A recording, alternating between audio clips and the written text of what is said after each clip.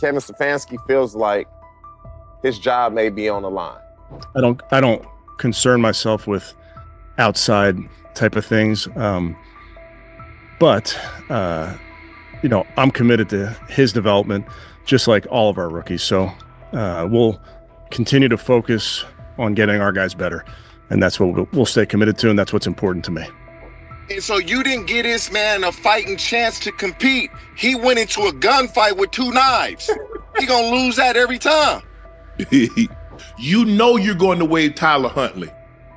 So what good did that 2-minute drive do for him? Was it going to help him? Don't you think Shedeur would have benefited more from a 2-minute drive than Tyler Huntley? Coach Kevin Stefanski looks like he's backing off, and the heat is clearly on him and the Browns to make a call. After the game, several offensive linemen who'd been on the field with Shedeur Sanders were waived, and a few players had their deals terminated. The blowback was immediate, forcing Stefanski to explain his handling of Shedeur's snaps, especially why he pulled him before the 2-minute hurry-up, a situation many felt fit the rookie perfectly. Stefanski didn't sound convincing. Under obvious pressure, he said he put Tyler Snoop Huntley in for the final 2 minutes to get him tuned up. He looked rattled delivering it, still pushing the idea that Huntley needed that work. Let's be real, Huntley was an emergency pickup when injuries piled up. He's a stopgap, unlikely to stick on the 53, and yet Stefanski used that moment to sit Shedeur. The message in his tone was hard to miss. He knows the choice isn't playing well, and the whole approach around Shedeur Sanders is already blowing back on the staff. Before we go deeper into Stefanski's full comments and what they mean going forward, don't forget to like the video and subscribe for more updates. As for the decision itself, the head coach's shaky explanation only highlighted how tense things have become. Framing the move as a tune-up for Huntley doesn't track with the stakes or with Shedeur's development timeline. It looks less like a plan and more like a scramble, and it's starting to backfire. And did you, I'm sure you kind of answered this last night, but why didn't you keep him in for the 2-minute, or why did you decide to take him out?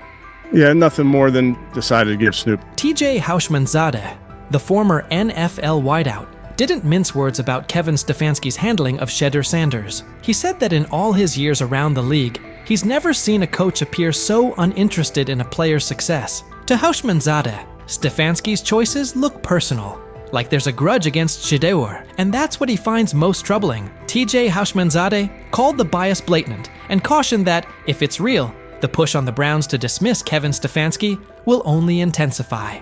The fans gonna be saying, Shedeur our quarterback. Shedeur should be our starter. Shedeur should be the guy that starts game 1, week 1. Look what he did. They didn't want that to happen.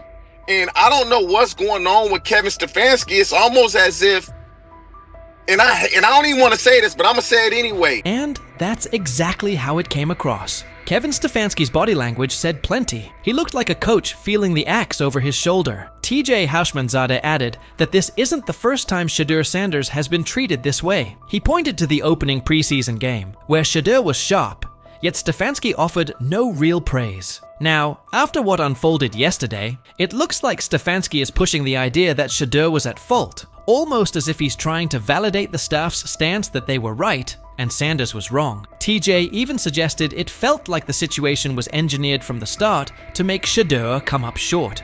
Well, like when he played well the first game, he was so off-putting, like, oh yeah, well, we'll see what happens next. Like, he played great, man. He exceeded our expectations. He didn't say none of that.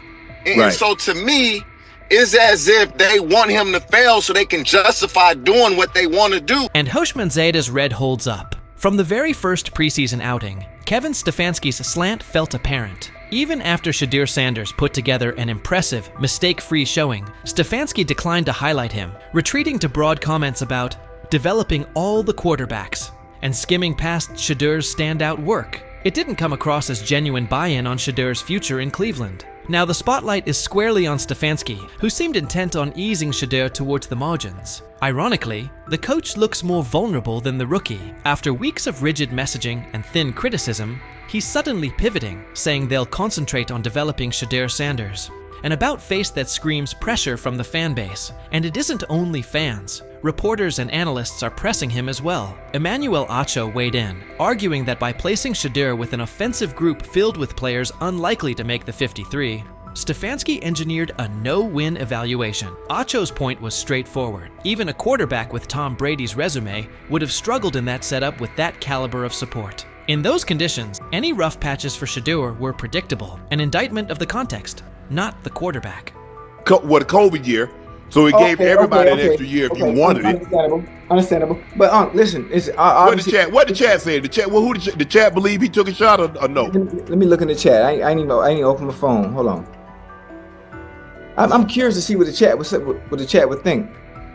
They are saying Hushmanzade's take still holds. From the first preseason snap, Kevin Stefanski's slant felt obvious. Even after Shedeur Sanders delivered a crisp, mistake-free showing, Stefanski sidestepped any real credit, defaulting to broad talk about developing all the quarterbacks and skating past Shedeur's standout work. It didn't read like genuine buy-in on Sanders' future in Cleveland. Now the spotlight has swung to Stefanski, who looked intent on easing Shedeur to the edges of the plan. Ironically, the coach seems more vulnerable than the rookie. After weeks of rigid messaging and thin critiques, he's suddenly pivoting, saying they'll focus on developing Shedeur Sanders. A shift that screams fan pressure. And it isn't only the fan base. Reporters and analysts are pressing him too. Chad Okosinko weighed in, arguing that by sticking Shedeur with an offensive group filled with fringe or soon-to-be-waived players, Stefanski set up a no-win evaluation. Ochocinco's point was straightforward. Even a quarterback of Tom Brady's caliber would have struggled in that environment with that level of support. In those circumstances, any rough patches for Shedeur were predictable, an indictment of the setup, not the quarterback. Chad Ochocinco warned that the chorus of team-friendly critics would soon start branding Shedeur Sanders a bust, reducing him to fifth-string status, and the real problem would get ignored. Kevin Stefanski put Shedeur in a no-win setup. Despite growing backlash, Ochocinco argued this all looks like a coordinated effort to drag Shedeur down, with more energy spent tearing him apart than acknowledging why he struggled. He was right about the setup, but wrong about the Browns skating by. Fans are loudly calling for Stefanski's job over what they view as clear bias towards Shedeur Sanders, and that pressure is only intensifying. Skip Bayless also weighed in, blasting Cleveland's approach as the worst way to handle a young quarterback. He pointed to a recurring pattern. Shedeur has been consistently mishandled by Stefanski and by the organization, and that this isn't a one-off misstep. In Bayless's view, Sanders hasn't been given a fair runway or the right support, and the way the team has managed him has only piled on the pressure, making it even harder for him to succeed. I'm outraged, I'm sickened, and I'm saddened. By the way, Shedeur continues to be treated in the National Football League now by those sorry-ass Browns and sorry-ass Kevin Stefanski. Given how this has played out with Shedeur Sanders, it's hard to escape the sense he was put behind the 8-ball from the start. When he made his first preseason start, Stephen A. Smith said the Browns were setting Shedeur up to fail, and recent events only strengthen that take. Between the lack of meaningful first-team reps and a string of puzzling play calls, the context never looked built for growth. At this point, the pattern makes his setbacks feel less like natural growing pains and more like the product of an environment that was never set up for him to succeed. Was out there, I talked to Denzel Ward. Yep. I talked to some. Wait, I can't say the name. But anyway, I done talked to some people. He looked different. There's a difference when that young bull is out there spinning that ball. You hear me? Mm-hmm. Difference. I'm talking about football. I ain't talking about no media and all that hoopla and all them.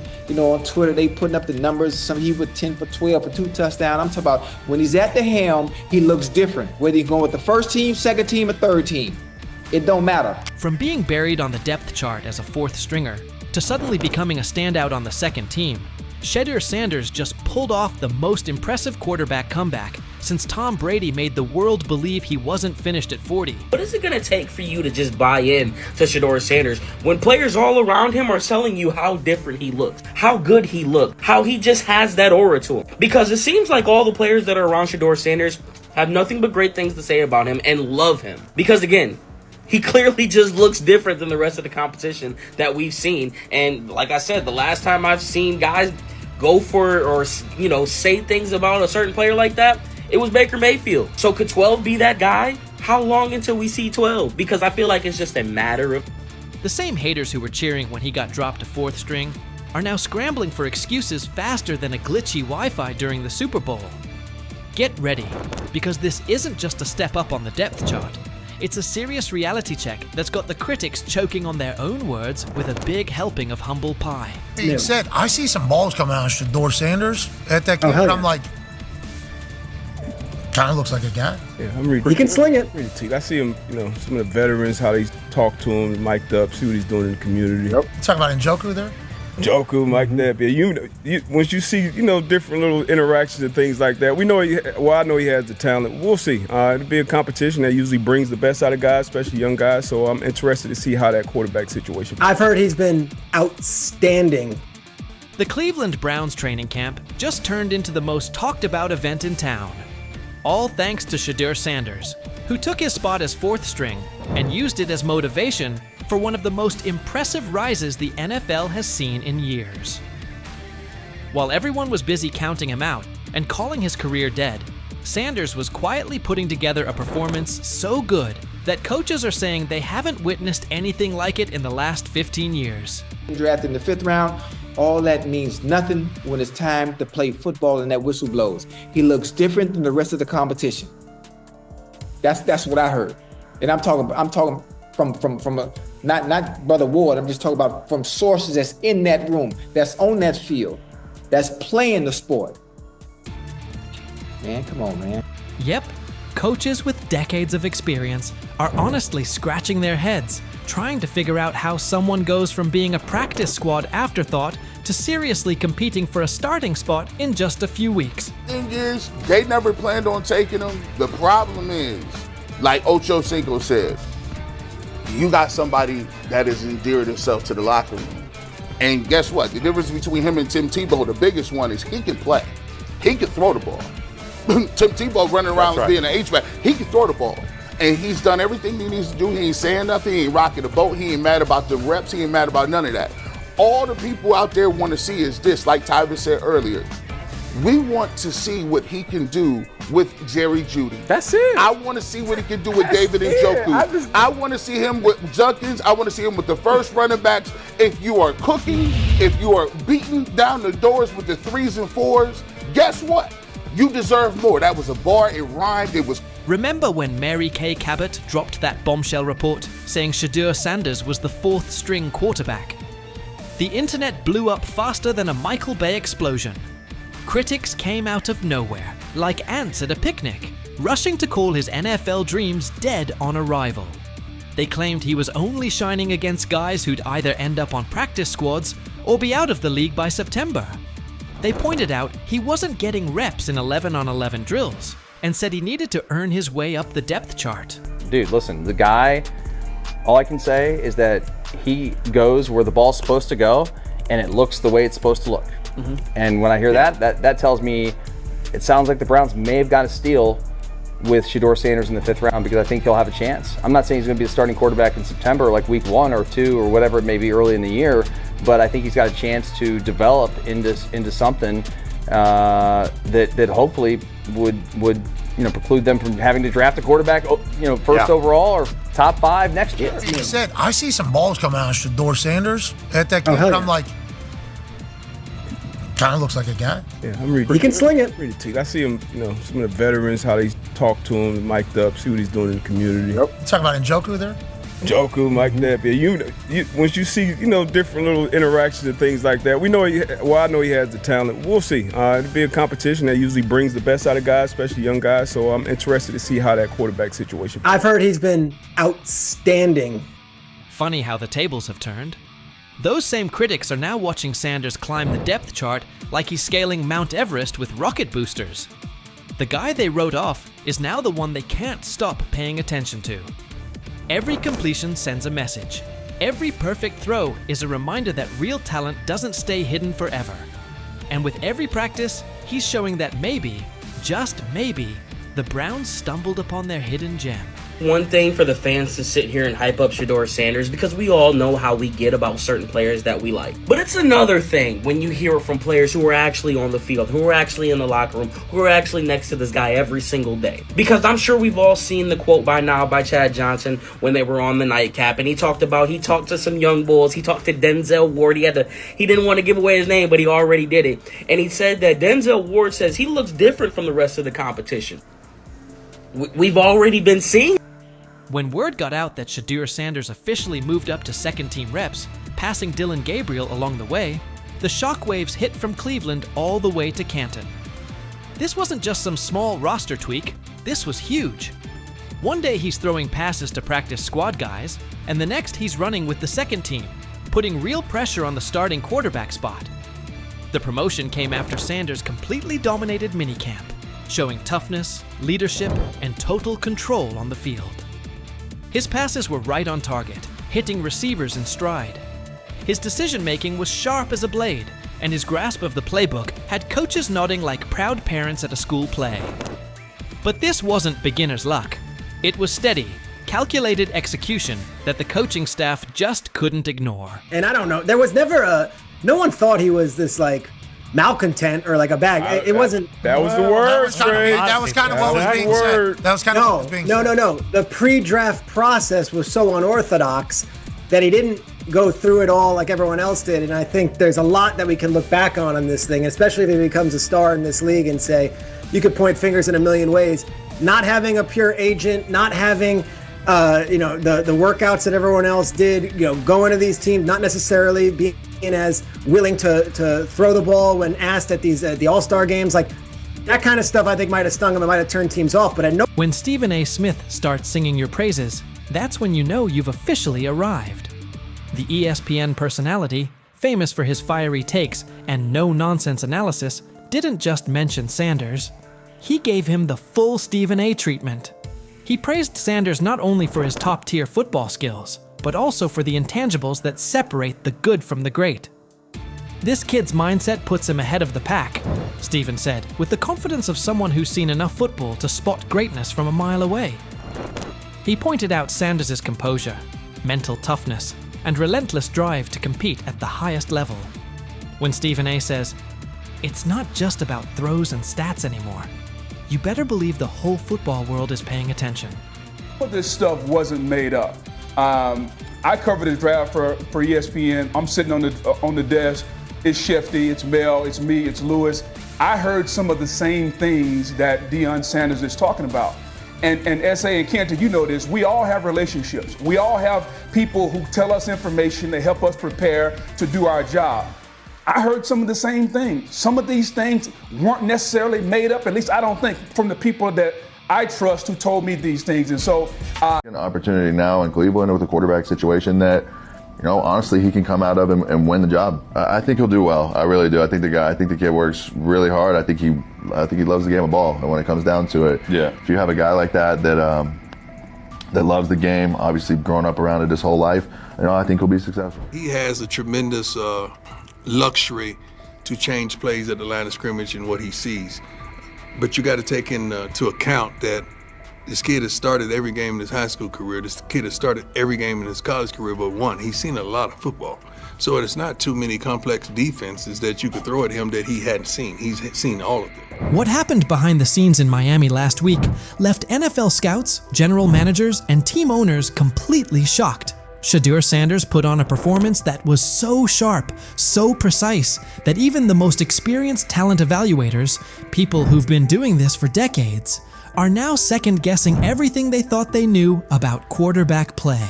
The buzz started quietly on Tuesday. By Friday, it was all anyone in football circles could talk about. And now it makes total sense why Deion Sanders has been so confident about his son's NFL future. What you're about to hear could seriously shift the way you see the 2025 NFL Draft. But before getting into the details of that private session, take a second to think about this. How many times have we seen quarterbacks hyped up only to fall apart under real pressure? How often do college stars shine in the NCAA but fold when they step into the NFL's high-stakes environment? The league's history is full of QBS who looked unstoppable in college but couldn't cut it at the next level. That's exactly why what Shedeur did last week is so unbelievable. This wasn't a flashy highlight reel against weak college defenses. It wasn't a carefully edited clip designed to go viral. This was a real, high-stakes NFL-style workout, with all the pressure you can imagine. Here's what we know. About 3 weeks ago, word started to get around that Shedeur had scheduled a private workout in Miami. But this wasn't just any workout. It took place at a top-tier training facility, the kind of place where legends like Tom Brady and Aaron Rodgers go during the offseason to sharpen their skills. It's a spot known for its privacy and intensity, far away from media noise. But here's where things got really serious. Shedeur didn't just bring in a few position coaches or local scouts. He invited the big names, the harshest critics. These were evaluators who don't get impressed by flashy stats or famous families. Think former NFL defensive coordinators who've built entire careers on shutting down elite QBs. Think scouts who've analyzed everyone from Peyton Manning to Patrick Mahomes. And they all showed up, every one of them. Inside the facility, the vibe was intense. 15 NFL decision makers, execs, scouts, and coaches were spread across the field. Clipboards out, stopwatches ticking, no smiles, no reactions. Just stone-faced pros who don't hand out compliments lightly. Then Shedeur walked onto the field. No hype, no background music, no cameras trying to catch a viral moment. Just him, carrying the weight of his family name and the hopes of Colorado fans everywhere. The place went silent, and what followed? That's when everything changed. I think he's done a great job. He's a super nice kid. Those guys, the people I work with that interview him and stuff, he's a great guy. He's just got to, he's got to kind of put himself under the radar and work every day, which he seems to be doing. The first drill looked pretty basic on the surface. 40-yard throws to stationary targets. Seems simple, right? Not exactly. These weren't college-level wideouts standing out there. They brought in former NFL receivers, guys who really understand how to create separation and run routes with pro-level precision. These are the kinds of receivers who can truly expose whether a quarterback has what it takes or not. Shedeur steps up to the line. First throw, absolute laser. 40 yards, fast and clean. Tight spiral, right on target. Hits the receiver perfectly in stride. Scouts glance at each other, but no reactions yet. They've seen strong arms before. Then comes the second throw. Still 40 yards, but now it's a comeback route. Way more challenging. The timing has to be spot on. The throw needs to be out before the receiver even makes his cut. Shedeur doesn't just hit the pass. He reads it ahead of time, releasing the ball before the receiver even turns. When the ball lands right in the receiver's chest, just as he comes out of the break, even some of the veteran coaches are caught off guard. One scout literally drops his clipboard. And that was just the warm-up. The real challenge came next. Game simulation. Imagine this. A mock defense made up of former NFL players. Not fringe guys, but legit starters from just a couple of seasons ago. These defenders know how to bait quarterbacks, disguise their coverage, and turn up the pressure. Here's the setup. 2-minute drill. Down 6 points. 85 yards to go. No timeouts. It's the kind of pressure that usually breaks college quarterbacks and separates the real ones from the hype. Shedeur lines up under center. The defense shows one look, but you can tell something's coming. There's a shift about to happen. Classic disguise to force confusion. As soon as the ball is snapped, the coverage rotates, just like expected. Most young QBs would freeze, panic, or try to force something risky, but not Shedeur. He steps up into the pocket with the kind of calm you see from seasoned pros. Eyes downfield the entire time. Then, he sees it. A tiny window, open for maybe half a second. A slot receiver breaking on a dig route. The linebacker trailing just behind. That window is so tight most college QBs wouldn't even attempt it. But Shedeur doesn't hesitate. He fires a strike right between two defenders, hitting his receiver in perfect stride. The linebacker stops mid-step, stunned. The safety trying to rotate over just shakes his head, like he can't believe what he just saw. The scouts lean in. They know they're watching something rare. And the best part? This was only the beginning. Incredibly accurate. Yes, he is. He really understands not only offensive football, but he understands what you're doing as a defense, so he'll pick you apart that way. He processes quickly. Like, all those things to me are big-time attributes. And I just remember last year at this time, Bo Nix falling. People saying, hey, Bo Nix is going to be a second-rounder, and Bo Nix is not. By the way, that guy was one of the best. But now they can't have him. The same people responsible for his slide in the draft are the ones scrambling. They called him cocky, arrogant, threw every label at him, hoping it would break him. But through it all, Shedeur stayed cool. He didn't let the noise shake him or throw him off course. His mindset never wavered. He knew exactly what he brought to the table, and no amount of criticism was going to change that. Instead of folding under the pressure, he locked in even more.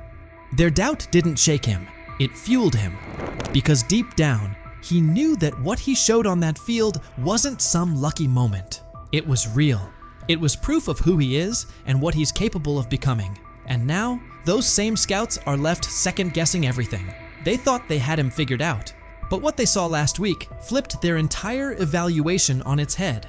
At first, they saw attitude. They saw confidence and labeled it arrogance. They judged him before really watching him. But Shedeur didn't let it affect him. Instead, he showed exactly who he is when the lights are the brightest. And now those same scouts, the ones who once questioned if he had what it takes, are sitting in silence, unsure of what they just witnessed. His performance is making waves, and suddenly their early opinions are starting to look shaky. They didn't just see a strong-armed college quarterback out there.